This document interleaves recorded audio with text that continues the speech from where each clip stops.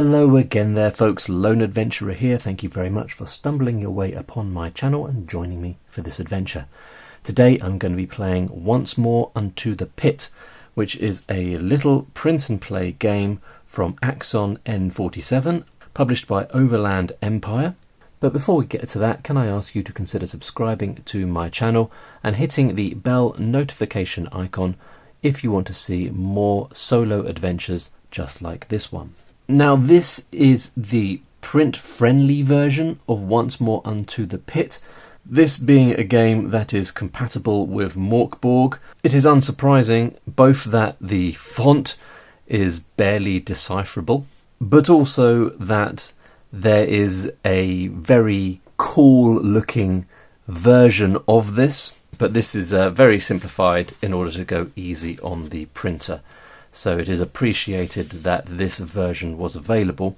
Now this game has been created following a pattern that I've seen a couple of other game designers do recently, where they are looking to crowdfund a Mork Borg adjacent game, and they decide a good way of promoting their main product is by releasing a little companion game in the style of Dark Fort, and that is what is going on here.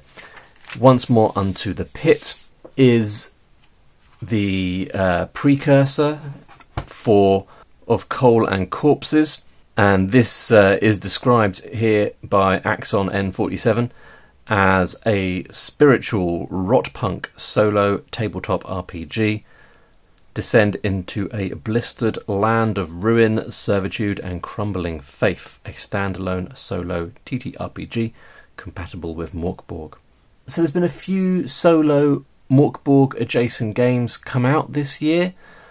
A couple of things that I would have liked to cover. I just hadn't been able to justify backing them, or I hadn't gotten around to it for whatever reason. But fair play to Axon. The release of Once More Unto the Pit piqued my interest and gave me something that I could bring to you and play on the channel. So here we are. And of Coal and Corpses also looked intriguing to me, mainly because I get the impression that it's going to fall somewhere in between the heavy procedural style of Dark Fort, where everything is done for you, but it doesn't go all the way to the other end of Mork Borg solo play. It's not in the same vein, at least I think it's not in the same vein as Solitary Defilement from 1d10 plus 5, which is a manual for essentially playing Mork Borg as a free-form role-playing game solo. This does require a certain degree of creativity, and no doubt of Coal and Corpses will as well, but I get the impression that it provides more. It's more self-contained by the looks of things. It's a self-contained game. You don't need to have Mork Borg to play it, and I think that Axon has gone to some efforts to create a unique world and to have that sort of fleshed out and mechanics in place to support solo play in that world. All of that to say that Of Coal and Corpses looked intriguing to me, and Once More Unto the Pit was also intriguing enough to check it out. Now I have not had time to read Once More Unto the Pit, let alone play it off camera, but I wanted to bring it to the channel anyway, so here we are. I've got a character sheet ready to go here. This is the print-friendly version of the character sheet. There is also a much nicer looking one. Not that this looks particularly unpleasant, but there is a cool looking one if you've got a nice printer. So we're just going to get into it really, and I'm going to work out what we are doing as we are going here. And I might make some mistakes, but you know, I will have shown you this intriguing looking game, and at the end of the day, isn't that what really matters? Plus I'll give you guys plenty of opportunities to point out the various ways that I've messed up in the comments, and I know you enjoy doing that. Let's not pretend otherwise. You enter the pit, the silence older than language. You are not the first to vanish here. Ooh, foreboding start. Name your scab. Sort of a Mork Borg tradition to refer to characters in derogatory ways. So our character here is a scab.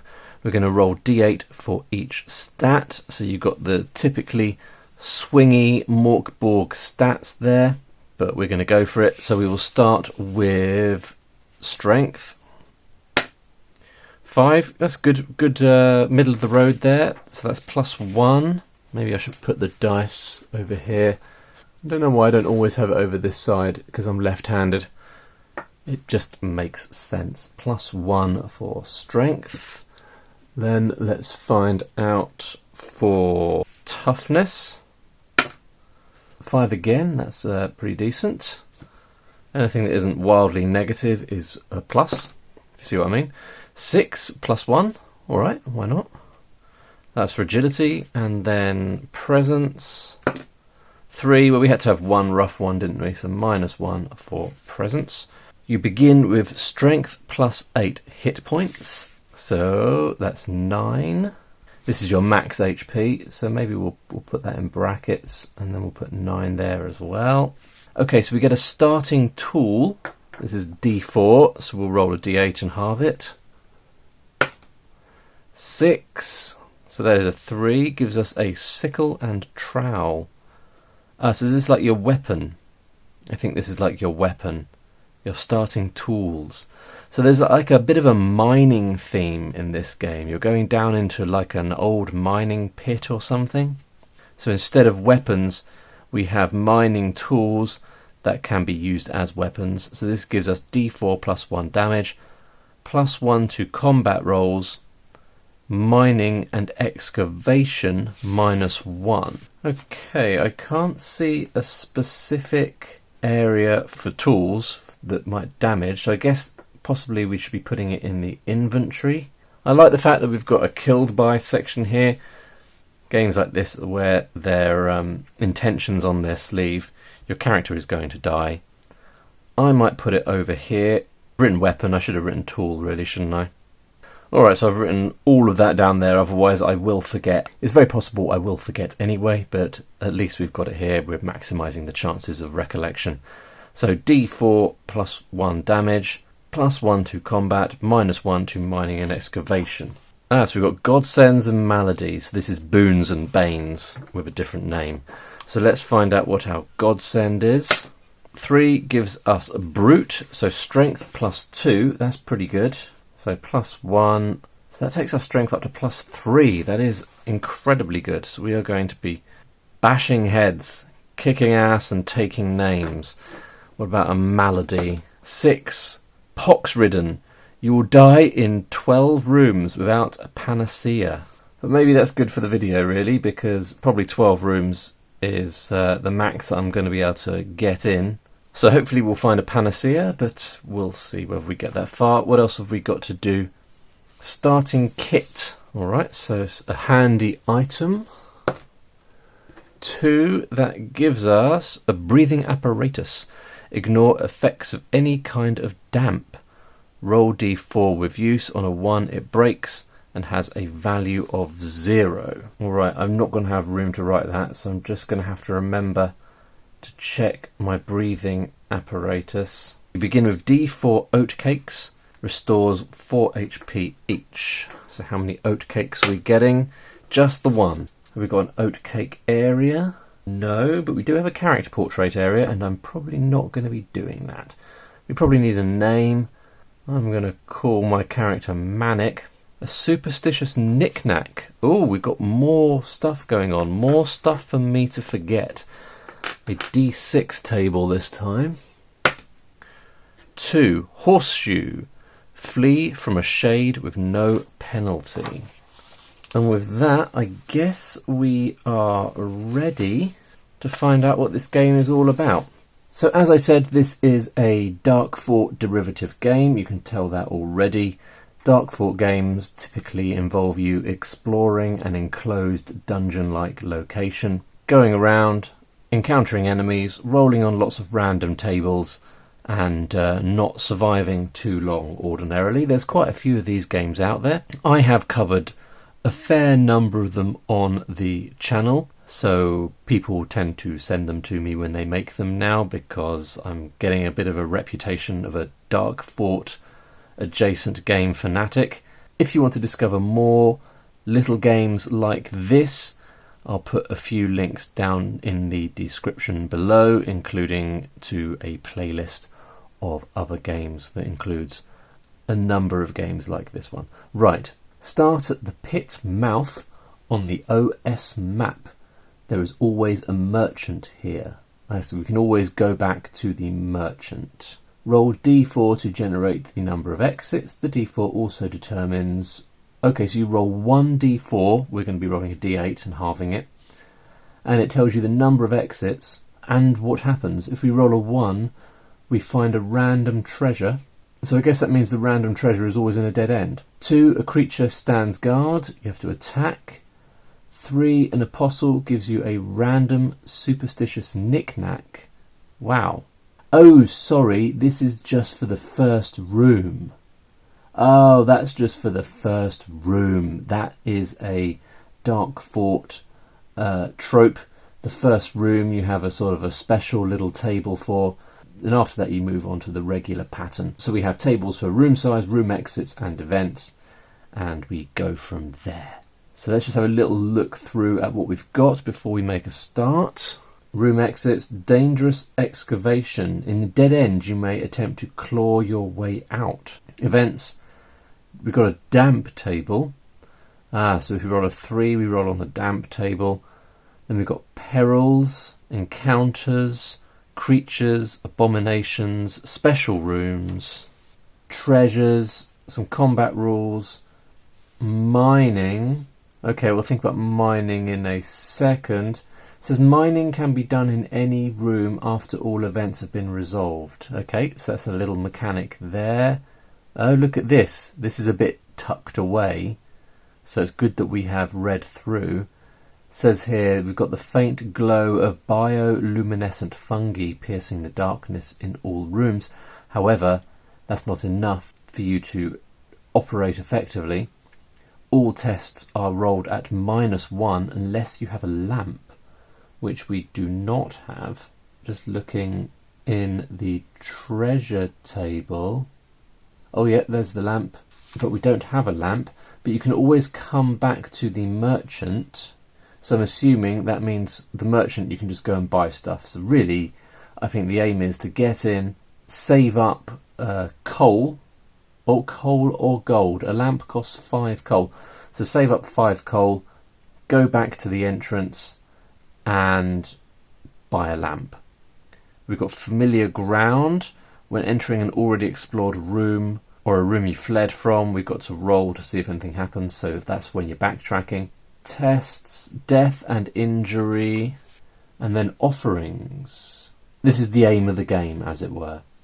When you have, other than exploring and just, having fun, when you have explored 12 rooms, you may return to the surface to offer what coal you have to the deities of the Coal Authority, or continue to explore until you are ready to ascend. Use the modifiers below when rolling on the offerings table. Alright, so if you roll a 1 to a 3, 1, 2 or 3, then the deity accepts your coal and gold and you get sent back underground, start a new game. 4 to 9, they take half your coal, order you to rest before venturing back into the pit. You just carry on in the same pit, I guess. 10 to 12, they take a quarter of your coal, grant you an evening's leave, and then you just carry on. Oh, it says if you have 50 gold, you can attempt to join the union. Right. So really the aim is to attempt to gain enough gold to join the mining union. All right. That was a lot of waffle there, so apologies for waffling that much. We will now make a start. Right, so we need to roll for our first room. I'm going to roll a d8. An 8 gives us option number 4. The entrance is eerily quiet and desolate, but it also gives us the number of exits. I guess this is like a side view, and 4 exits. How am I going to do that? Alright, I've drawn my 4 onward tunnels. we now need to roll for the first proper room. So we need to roll for room size, room exits and events. Nice and straightforward, standard sort of process. 1 gives us a tiny room, -1 to room exits roll, which is alright because we've got 4 onward routes. Room exits is a d6. 5 minus 1 is 4, 2 exits. So we've got a tiny room with 2 exits. I'll pop it on the end here. And for the events, here we go. We've got a D10 table. Lots of things that could happen. 3 gives us damp. Oh dear. Okay, so we've got a damp table, which is D4. I'll roll a D8. 2, nothing. False alarm. Okay, so we can move on from the damp room. We'll roll for the next room. 3 gives us a small room. Number of exits, 2. And events, oh, the events, it says a D6. But we've got 10 options. Ah, hello. We've got some very small text here. Add +1 to the event table for every 3 rooms explored. Ah, capping at room 13. D6 plus 4. Gotcha. Okay.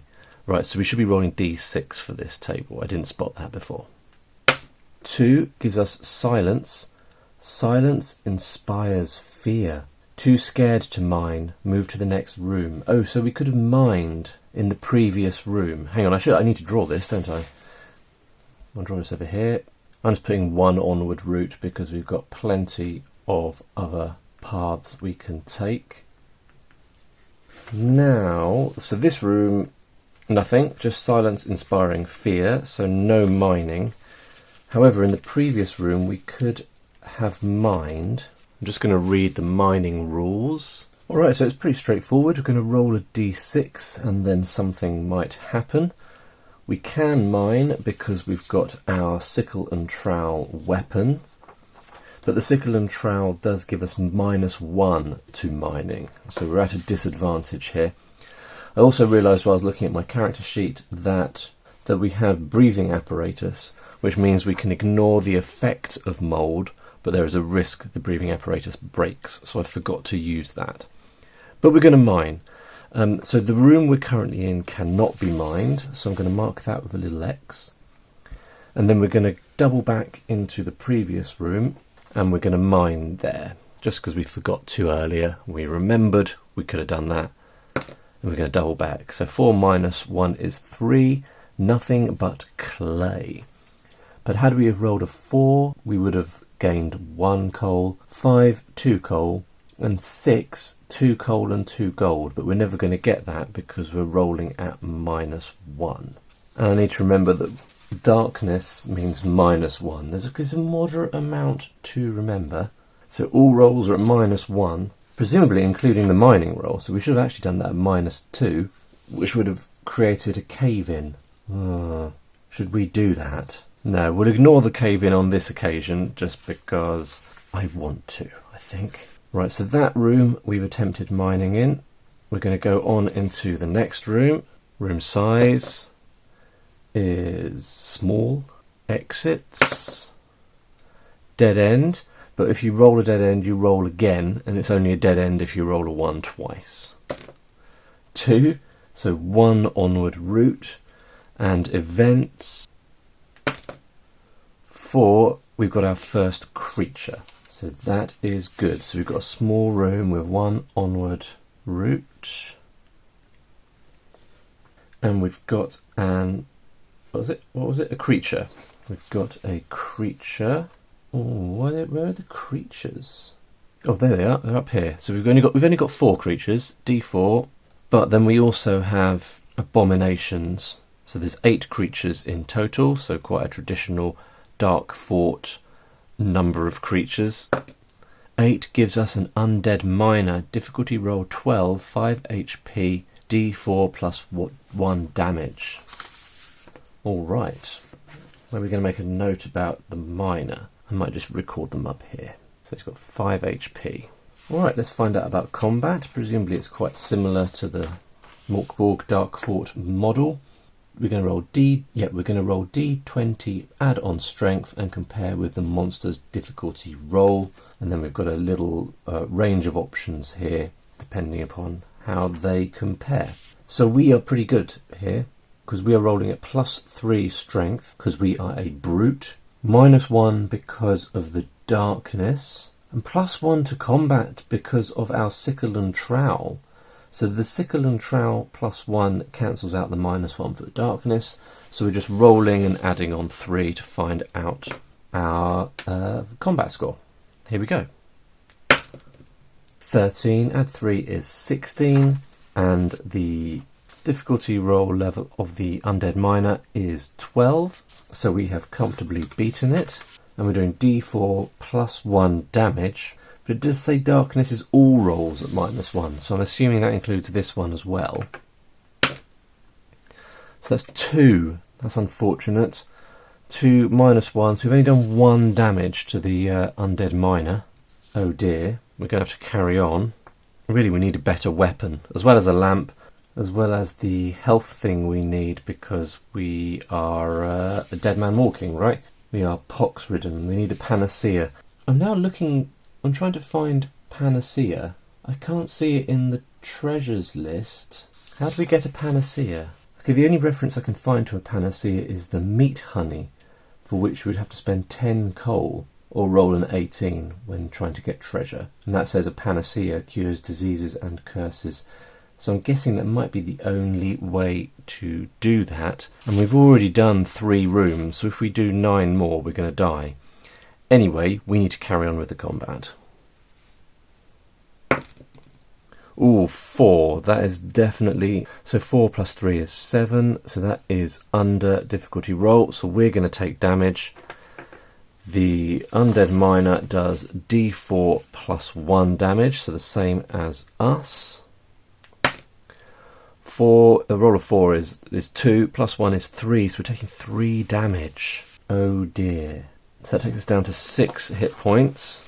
So when we lose all our hit points, we're not going to immediately die. We start sustaining wounds. And I was just looking at that because I'm now thinking maybe this isn't going to work out for us, this first combat. But that's a good roll. 15 + 3 is 18. So that's enough to do some damage to the undead miner. Oh, that's better. That's 4 + 1, but -1 because of the darkness. So it's a total of 4 damage, but that is enough to kill the miner. Brilliant. Miner is dead. Oh, we can do a toughness test to defend. That's cool. If you fail, the enemy hits you. Oh, if you win combat, roll on the treasure table. So we get an immediate treasure for every combat. That is cool, because sometimes treasures are hard to come by in games like this. But it doesn't look like there's any levelling up. But that's okay. Not all games need that. Don't think there's any HP. There's no spot for HP. Cool, no worries. But we're getting treasure. That's good news. What treasure are we going to get? 3 breathing apparatus. So we now got 2 breathing apparatus, but it's worth 5 coal. So I'm assuming, yeah, we can sell items. So we can now sell the second breathing apparatus, or keep it in case the first one breaks. Alright, that's pretty good. And now we're in this room, we can do some mining. Problem with mining is there is a risk that there is a cave-in. Excavation. Oh, I haven't even thought about excavation. Where's that? Okay, you can do excavation. I found that down here. In a dead end, you may attempt to claw your way out. Right, so if we create a cave-in, we can attempt to excavate. It is a shame we don't have a lamp, because that's losing us -1 for everything. How much does a lamp cost? A lamp costs 5 coal, which is the same as the breathing apparatus. So we could swap our breathing apparatus for a lamp, which might be a good idea. Should we risk the mining in here, or should we come back later and do the mining in here? Maybe we'll do that. So what I'm going to do is I'm going to backtrack over to the entrance where we can meet up with the merchant and do some buying and selling. Now, I didn't realise earlier when we backtracked that we've got this familiar ground rule. So when we're going back through rooms we've already explored, we need to roll on this to see what happens. and something bad very possibly will happen. 5, we encounter a creature. So that's a roll for this room here. That's where we're at the moment, and we have encountered a creature. So we're going to roll to find out what this creature is. 6 gives us a shade. Now we've got something that helps us with a shade, right? Superstitious knick-knack, our horseshoe. Flee from shade with no penalty. That's good. I'm not sure how fleeing works yet. Do we want to just fight it? I mean, really, we want to try and kill it, right? Because we want the treasure, but it always inflicts 2 damage before the first combat roll.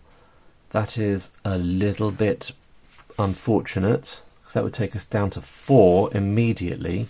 Do we want to just flee? So there's no roll for fleeing by the looks of things, but you just take 2 damage. And I guess the monster, does it stay in place? It doesn't say that anywhere, so I guess the shade wanders off. We don't take the 2 damage because of our horseshoe, so we can just flee and carry on. And I think I will do that, otherwise we'll be almost certainly taking quite a bit of damage, a minimum of 2 at least. So back to the entrance, we encounter a merchant and just buying and selling. Basically, I think it's just the value that is listed in the treasure table. So we can sell our spare breathing apparatus for 5 coal, and then we can immediately buy a lamp, and that lamp means that at the present we are not affected by darkness. It says oil wick lamp negates darkness. Now I'm also aware that it says for the merchant will relight your lamp for 1 coal. So I don't know what makes your lamp go out. I haven't come across that yet. I can't see any rule for checking the lamp in every room or anything, so I think we can just carry on and maybe something will result in the lamp going out. I have also noticed we've got this little explored rooms chart here, and this is to track the number that we are adding on when we are rolling for an event. So for each room we explore, I need to cross out one of those, and so now we know we're adding +1 when we roll for an event. So that means we are now more likely to encounter a creature, but also we're getting closer to potentially encountering an encounter, a special, or an abomination. So that's a kind of a nice little mechanic. Those things there are sort of locked away, and we're not going to encounter them until we are a little bit deeper into the dungeon. So that's nice, that the more you explore, you start unlocking additional events. Alright, so now that we have visited the merchant, we're going to carry on, and I think we'll just go down through a fresh tunnel. We will have a new room. How big is it going to be? That's the dice I need, actually. That is a large room. How many exits? 2 gives us 1 exit. Oh, it's a tiny exit. Exits need to be mined with a tool or TNT. Right, I didn't realise that. I think we'd had a tiny exit before. So what I'll do is I'll draw it really tiny, and that will hopefully remind me that that needs to be mined or blown up. Is that what it said? Mined with a tool or blown up. But we're more likely to be successful at mining now that we have got our lamp, and that's negating the darkness effect. Right, what event are we going to have? Remember, we're adding on +1 now. 3 + 1 is 4. That is a creature. What creature are we going to have? It is a carrion bee. Difficulty roll 5, 1 HP, 1 damage. D6 appear. What does that mean? I think maybe there's a typo there, unless I'm missing something. D6 appear. Oh, D6 appear. Right, I see. So there's multiple enemies. So how many carrion bees have we got? 2. All right. I'm going to try and hold these ones in my brain rather than writing them down, because they've only got 1 HP each. So when encountering multiple enemies, damage is dealt to them individually. When one enemy dies, any remaining damage is inflicted on the next monster. Okay, so you can roll damage over. That's good. Oh, it almost landed on a 19 then, and then went to a 3. But that is still okay against the bees, believe it or not, because we are adding on 3 because we're a brute. Well, it's the brute. What are we getting the +1 for? Oh, that's for the weapon. I think what I need to do is change that to +4 because the bracketed one I've added here is all the modifiers. So it's +1, +2 for the brute, +1 for the sickle and trowel, so +4 in total. So we've rolled 7, and that is enough to inflict damage on the bees. That is a roll of 3. Remember, it's 1, 2 gives us a roll of 1, 3, 4 gives us a roll of 2, 5, 6 gives us a roll of 3. So that's 3 damage +1, because that's what my weapon does. So a total of 4 damage is easily enough to kill the 2 bees. If we win the combat, we roll on the treasure table. What treasure are we going to get this time? 15. Ooh, oatcake stash. Oh, I forgot about oatcakes, so I can heal with oatcakes. Do I have any? I do, I have 1. Right, D4 oatcakes. That is pretty good news. 7, that's 4 oatcakes. That is huge. And how do oatcakes work again? They restore 4 HP. Oh my goodness, that's great news. My max HP is currently 9, so I'm going to use an oatcake to go back up to max HP. Do we want to try and mine this room? I think we might as well. So we'll give it a go. This is a D6 roll, hoping for a 4, 5 or a 6. 2, that is a cave in. Escape to the last room. Oh no. So we can't even get to the tiny exit. I'm just going to write cave in. We escape up here, and then we can carry on into the next room. I mean, we could try and deal with the cave in, but there's no real reason to at the moment. Yeah, so that would require dangerous excavation, because does it now count as a dead end? But one of the options for dangerous excavation is a cave-in. So how does one deal with a cave-in? TNT is on dead ends or tiny exits. So presumably now we've had a cave-in, this counts as a dead end. I guess if you've created a dead end by causing a cave-in, you can try a dangerous excavation. It might cause a further cave-in which can damage you. Anyway, what are we doing? I've forgotten. We're just going into a new room, right? Going into a new room. It is a large room, number of exits. 2 gives us 1 tiny exit again. Not being very lucky with these rolls. And what event are we having? 5 + 1 is 6. Treasure. Great news. And we're getting a treasure in here. 5, Whispering Cube, worth 1 gold. Allows 4 rerolls of any dice roll before it whispers its final instruction. Eat your flesh. Then reduce max HP by 1. It's a cool idea, but surely I could just use it 3 times, never use it a 4th time, and then never incur the reduction in max HP. But I suppose maybe you get to the point where you're so desperate for a roll to be a success, you're willing to reduce your max HP. But that's kind of cool. A Whispering Cube, put that in our inventory. Could definitely come in handy. So we're going to backtrack, I think. Are we going to try mining here? Mining's not really working out for us, but I guess we'll try mining. 4, a glint, gain 1 coal. Alright, our first coal. Apart from that, we gained through trading and immediately traded away again.